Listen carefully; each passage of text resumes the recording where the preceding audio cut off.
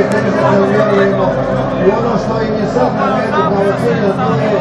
utrti put u drugim hrvatskim trenerima, pokazati svoju kvalitetu da mogu i u tom trenerskom poslu gdje je trenažni proces prisutan svaki dan i gdje se utakmice igraju svaku nedjelju da mogu napraviti dobar posao i na određeni način afirmirati dobar dio hrvatskog igrača u klubovima gdje će biti prisutni. Ono što jeste žao i što možemo, što osjećamo gorčinu je upravo to što smatramo da je ova generacija najviše u Evropi je bila zaustavljena sretom nesrećnih okolnosti i onih koji se zapravo i ova večeras jedna nepredsjednost, mala pomoć sudaca, ne bih rekao da znati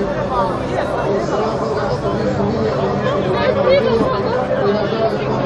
pomoć se sada gledaju nekoćemo i opraštamo se